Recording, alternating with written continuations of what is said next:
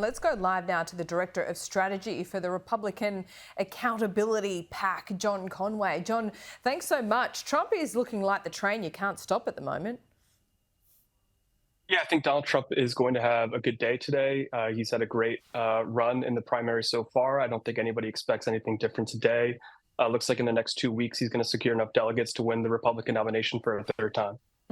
How many of these are open primaries today? And just to explain to our viewers, open primaries are where, Democrats can vote in the Republican primary. Is that right? That's correct. Independents and Democrats can choose to pull a Republican ballot today in some of the states that have open primaries.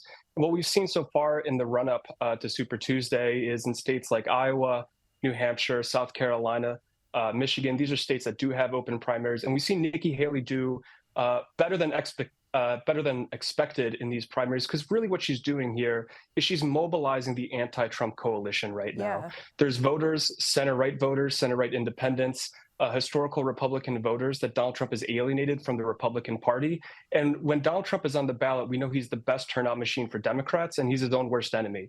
And when we have these open primaries, we have voters that are crossing party lines, some Democrats, some independents, to come out to use this as an opportunity to vote against Donald Trump in the Republican primary. Yeah, really interesting how these open primaries work, though, because, John, wouldn't it kind of skew the vote if you've got Democrats and, to a lesser extent, independents voting for Nikki Haley in these primaries? When it comes to the general election, those voters aren't going to turn around and vote necessarily for Joe Biden. So how does it kind of skew our thinking of where this might be headed in November?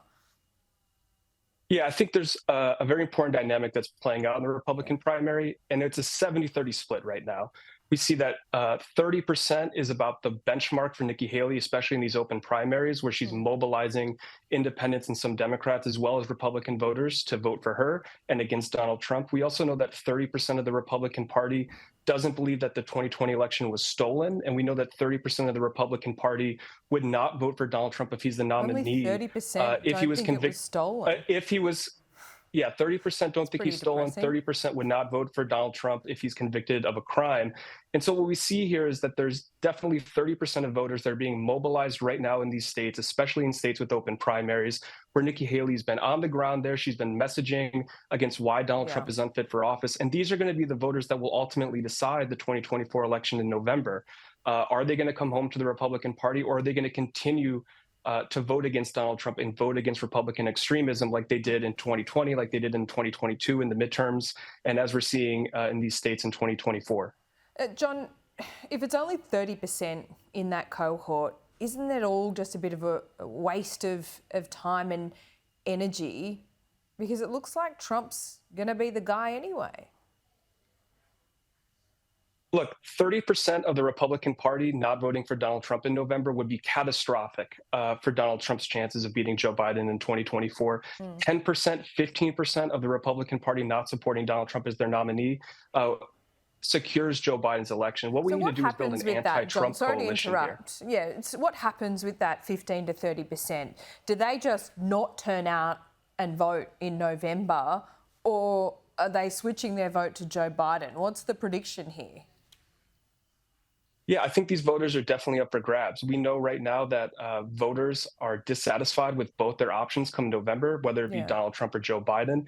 But what we do know is that on top of voters' minds right now is their dissatisfaction with Joe Biden, and they have forgotten what they don't like about Donald Trump. But when we have these races and we have these primaries and we have a candidate like Nikki Haley telling the truth to voters about why Donald Trump is unfit, that enthusiasm comes back. They're reminded why they couldn't support Donald Trump in the past and why they don't want to see him become president again. And so I think these voters are up for grabs. And we have to remember, too, the swing states that decided the 2020 election, we're talking of tens of thousands of votes, extremely small margins in these states. So if we're peeling off percentages of Donald Trump's vote share from the 2020 election, that's not only going to grow the anti-Trump coalition, but it's going to increase Joe Biden's margins in some of these swing states. Okay, but what does your experience and research say here? If there is 30% within the Republican Party that are, let's say they're never Trumpers, they're hardcore, they don't want to see Trump back in the White House, they certainly don't love Joe Biden though, do they just not turn out and vote in November?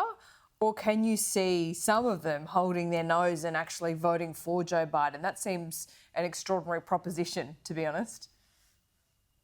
Yeah, I know we have research that says that the 2020 election was decided by historical Republican voters, past Donald Trump supporters, folks that historically have always voted for the Republican Party, switching party lines, putting country first, and voting for Joe Biden in the 2020 Wow. election. That's what got Joe Biden elected in 2020. It's why the red wave in the 2022 midterms in states like Arizona, Georgia, Pennsylvania, Wisconsin, where extremist Republican MAGA candidates were on the ballot, lost those races. And we're going to see the same dynamic in 2024. Okay, that's really interesting because I was in the US for the midterms and it was a pretty terrible result for Donald Trump, to be honest, and the people that he backed. But is that still relevant now? Can you still see those same patterns emerging in November? What I know from doing focus groups with swing voters, Republican voters, especially with these voters that we call double doubters, folks that have negative views of both Joe Biden and Donald Trump, they have not yet internalized that they're going to get a rematch of the 2020 election. There's lots of thoughts of third parties. Maybe Nikki Haley pulls out a surprise victory. Maybe Right. Joe Biden's not at the top of the ticket. Once voters start to internalize that these are going to be their options come November, and they're reminded that Donald Trump said the 2020 election was stolen, committed an insurrection at the Capitol on January 6th. When his legal issues become top of mind for voters as these criminal cases continue into the fall, it will remind voters of why they couldn't support Donald Trump in the past, what they don't like about Donald Trump. We need to get Donald Trump back on the top of mind of voters. And that's why Nikki Haley running a campaign hard at Donald Trump, explaining why he's unfit for office. We see her do well in these states where she's been Yeah. able to mobilize the anti-Trump coalition, because we know that when Donald Trump is on top of voters' minds, it is a turnout machine for Democrats. Yeah, really interesting that you say that though, because the never Trumpers, the anti Trumpers, are matched, aren't they? If there's 30% never Trumpers, there is a 30% rusted on Trump's our guy, isn't there? Yeah, so I wouldn't say that the never Trump contingent of the Republican Party is 30%. The 30% that Nikki Yeah, Haley is right. mobilizing right now could very well go back home to Donald Trump in November. And that's why it's super important that groups message to these voters that Nikki Haley understands who her voters are and understands that her support is being driven by anti-Trump sentiment. Uh, you're completely right, though. There's 30% of the Republican Party that's also completely dug in. The always Trump faction of the Republican Party is always going to show up to vote for Donald Trump whenever he's on the ballot. But Donald Trump has created a gulf between the Republican Party and historical Republican swing voters. And every day that Trump continues to become more extreme, become more unhinged, when he posts on True Social about terminating parts of the Constitution, that gap between Donald Trump and swing voters gets bigger every day. John, fascinating to talk to you today. We really appreciate your time. We'll see you soon.